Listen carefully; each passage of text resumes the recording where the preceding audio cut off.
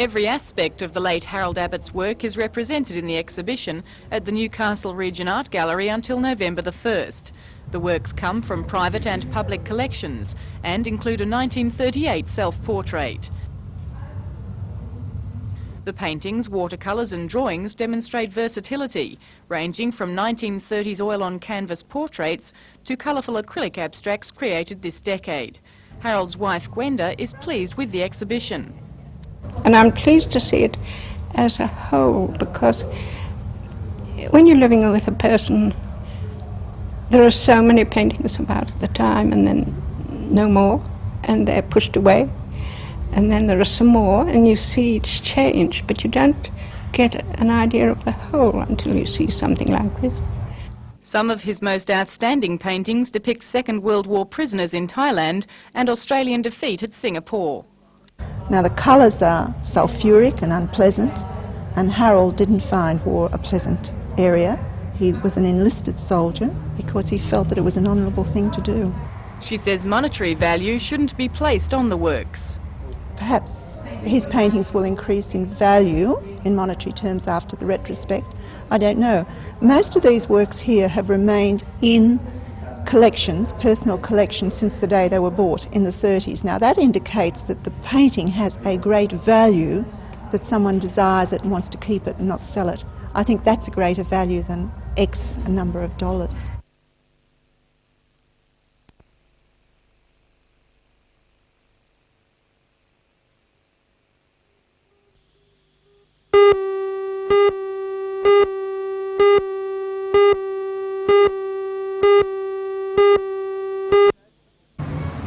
One of the most noticeable developments at the museum is the exterior paintwork. That should be finished within 3 weeks. Much work has also been completed inside the heritage wing. 12 carpenters have replaced floors which had fallen victim to white ants and dry rot, while new brush box and blue gum posts have been installed to replicate the original building. By the middle of next year, the ground floor will feature a simulated coal mine. Well, we're installing a continuous miner and shuttle car, which are very heavy pieces of mining equipment, and that's taking place at the moment and tomorrow. The continuous miner weighs about 56 tonnes, and it's a considerable job to get that into the building. What will that equipment actually be used for? We'll be creating a permanent exhibition about coal mining, which is a very important aspect of Hunter's industry, and this exhibition will be something that will be lasting for many years. The $4.6 million museum construction should be complete by January, with the first public exhibition in February. Well, we're hoping that very early next year we'll be able to open an exhibition about the cooperative movement in the Hunter Valley, and that's one that we're now actively seeking artefacts and objects from the general public. The museum needs $1 million to fund all its planned exhibitions and hopes to finish the entire project by the end of next year. Expect that the exhibitions themselves won't be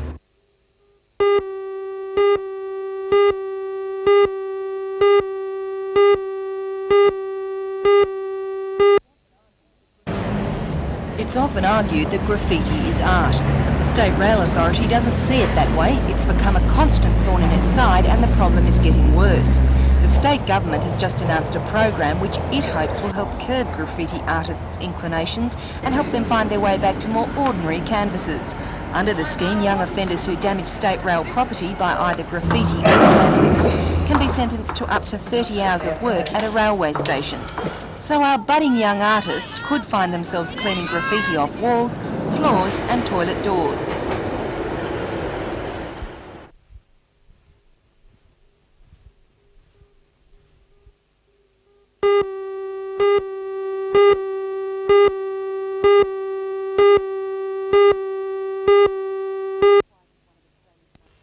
Patrick White is one of Australia's most respected novelists and playwrights. He's enthusiastically studied in schools and universities.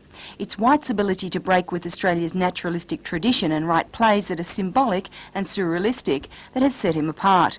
Today, people from all over Newcastle gathered in the Civic Playhouse for a day of short talks and readings, along with some lively debate about Patrick White. According to Barry O'Connor, a lecturer in drama at Newcastle University, the day is a worthwhile venture.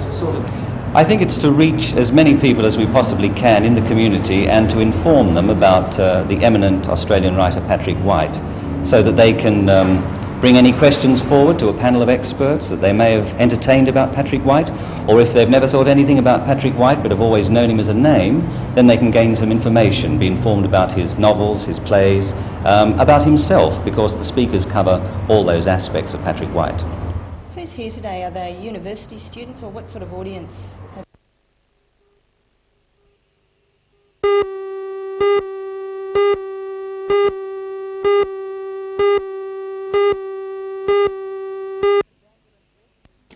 Police and ambulance rescue teams trekked through bushland at the Glenrock State Recreation Area searching for 9-year-old Troy Harker.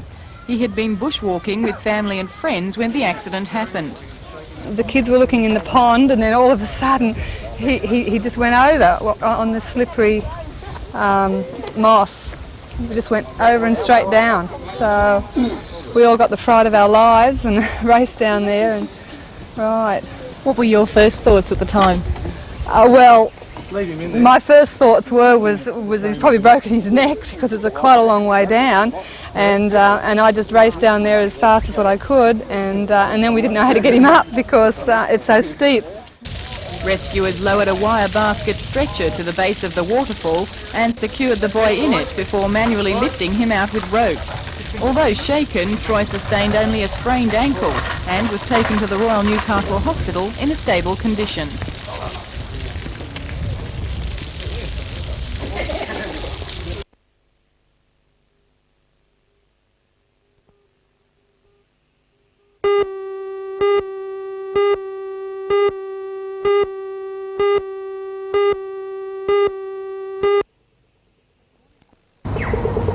According to police, most women are fairly careless about the way they carry their handbags.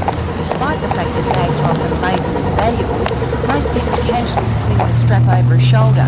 Others may try to carry their bags in methods that they think are safer, but according to police, these often expose the person to greater risk of injury. Most people, by the manner in which they carry their handbag, make themselves a target for the handbag snatcher. So how should they carry them? The only way to carry a handbag is to remove the strap, if you have one, around the handbag, place it under your arm, clamping down, and take hold of the front of the handbag with your hand.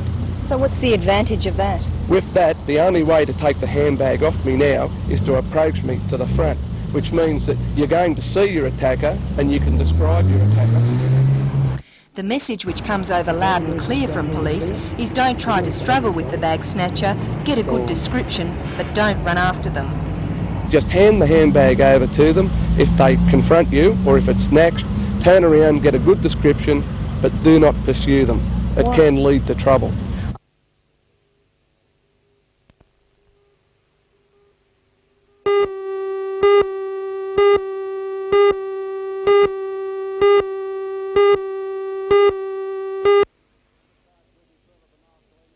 Taj Ruby, Pearl of the Nile, Colonial, Jane and Anna Rosa. The fall happened there's as one the down on horses the were turn. rounding Cook the is final down, turn and into the Duggan's home gone straight. over the top of him. Those They're to both on come the track. down were Colonial Victory Jane's gone Flag down with too. Peter Cook riding, Horses Taj Ruby with John Duggan in the saddle, all over the and place. Colonial Jane with apprentice John Corbin riding.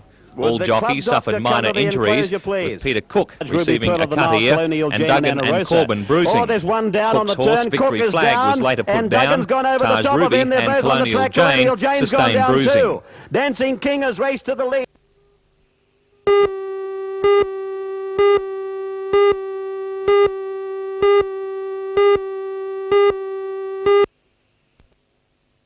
Cricket's even worse.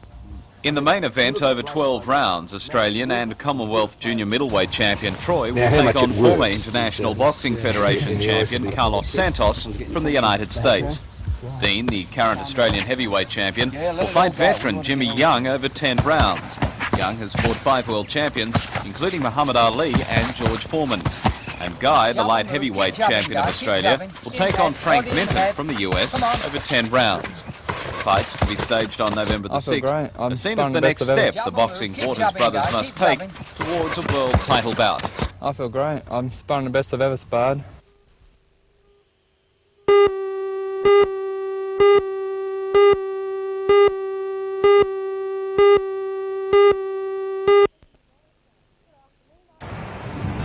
afternoon, I'm Belinda Borisone. We've come to Muswellbrook today for the official opening of the $2.3 billion Bayswater Power Station. It's Australia's largest and took 5.5 years to build. For all the news, join us tonight at 6.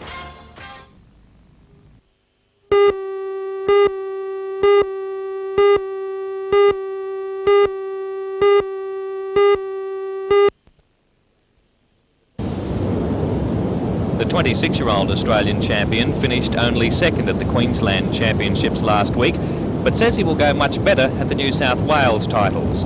Earlier this year, Rick won the Swan Premium World Masters title, and in 1985 was 5th in the world titles. He is now working under a new fitness program developed by the Australian Institute of Sport to help him win January's world titles at Mount Buffalo. We've got a proper coach who's a paid coach this time, and he's been getting advice from the Institute of Sport in Canberra. So he's got a proper training program worked out for us, and that's the first time for an Australian, I probably think any team in the world, for something like that to happen. While Rick is the #1 ranked Aussie, his brother Russell is the #2. So what's the possibility of the Duncan brothers finishing 1-2 at the world titles? Oh, there's a good chance of that, I think, but there's a lot of stiff competition there. There's half a dozen professional pilots that are doing the circuit 12 months of the year. They're in the northern hemisphere for their summer and down here and during our summer. So it's possible, but we'll just have to play it by ear.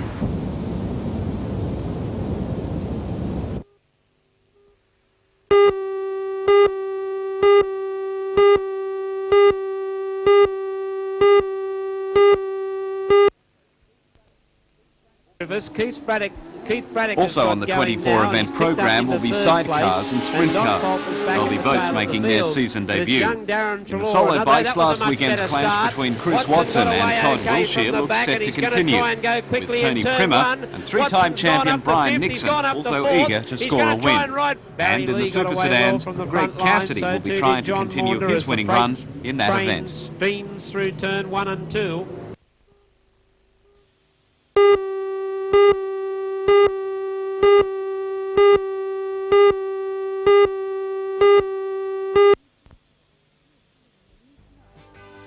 In the news tonight, the Warren Druin Corporation announces its amalgamation with a Sydney organisation. Corporation plans also mean a multi-million-dollar development of the Newcastle entertainment scene. For all the news, join us tonight at 6.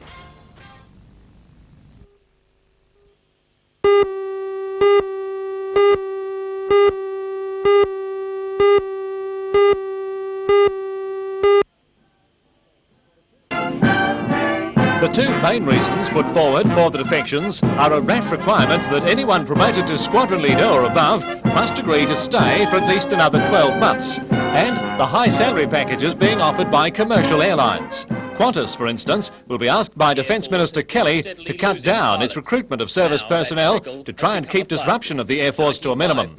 But the RAF itself has begun looking at ways to make military service more attractive and remove major irritants, such as the continual reposting of personnel with school-aged children. The Air Force will also look at increasing the flying allowance to make salary packages more attractive. Chief of Air Staff, Air Marshal Ray Furnell, says only in cases of operational necessity will pilots who have resigned continue flying. But if I don't need that man to continue flying, I'm not going to give him the highly expensive and necessary training that should go to a career officer. The Air Force says 3 of the 12 FA-18 pilot trainers at Williamtown have resigned, but they'll be replaced before the terminations become effective next year.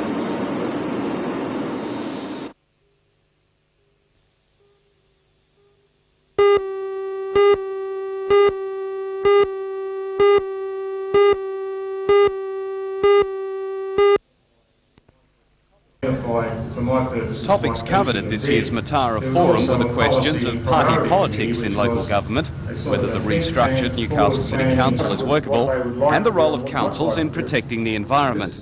Speakers included Independent Alderman on the Newcastle City Council, John Tate, and the Lord Mayor of Newcastle, Alderman John McNaughton. Former Alderman on the Sac Sydney City Council, Frank Sartor, says there is a role future for local government. Well, there's got to be a future. If there isn't a local government, we will really have no say in anything to do with government. So Another speaker at today's forum was Alderman Peter Woods, the Mayor of Concord in Sydney. He says local governments in the Hunter and on the Central Coast can play an important part in vital environmental issues. Oh, I think its fundamental role is in fact in involving the citizens of the particular area that local government happens to be representing, and getting their participation, getting their ideas and getting their involvement in the protection of the environment.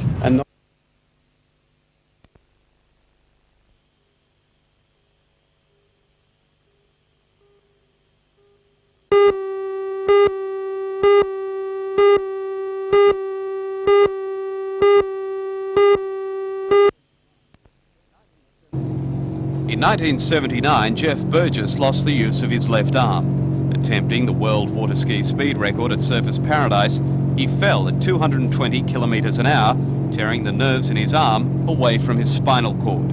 But that didn't stop him from competing. Earlier this year, he travelled to Lake Heron near London for the inaugural World Disabled Water Ski Championships. Competing against 60 other water skiers from 17 countries, Jeff won the ski jump, trick section and was second in the slalom, giving him the overall title. Water skiing has always been a sport I've been good at, but more to a point I've enjoyed it. So you just keep doing something you enjoy. Sure, the fact you're doing it with one arm makes it a bit more difficult, so you just make sure you get stronger and modify things so you can enjoy it as much as you used to. Jeff says he'll continue training and hopes to compete in the next world titles to be held in France.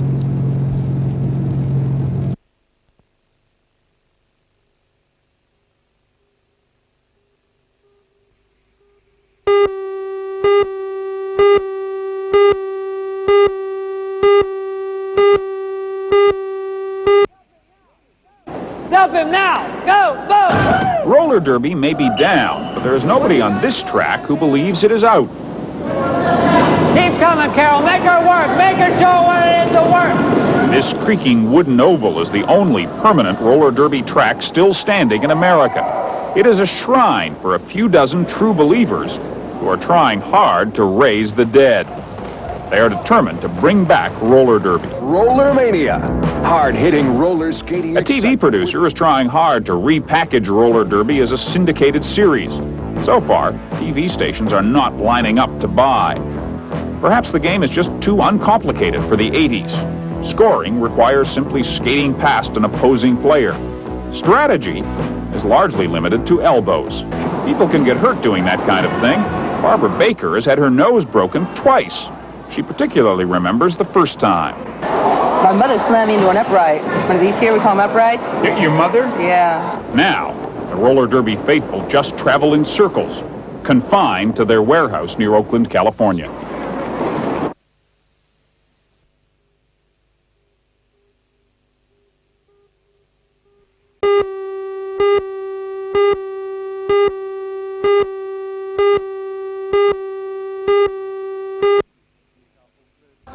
Newcastle's first Hindu temple is not strictly new, being a converted church hall, but for the Hindu population its rededication was just as important as its original opening.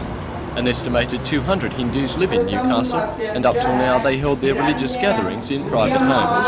From today, however, the temple at Cardiff South will serve that purpose, as well as providing a venue for children and adults to attend educational lectures on the Hindu religion. The Hindus follow complex and very old rituals in their ceremonies, none more so than in the dedication of a building. The Havan or fire oblation burns incense and butter to purify the atmosphere, while the elders pray over the people's offerings.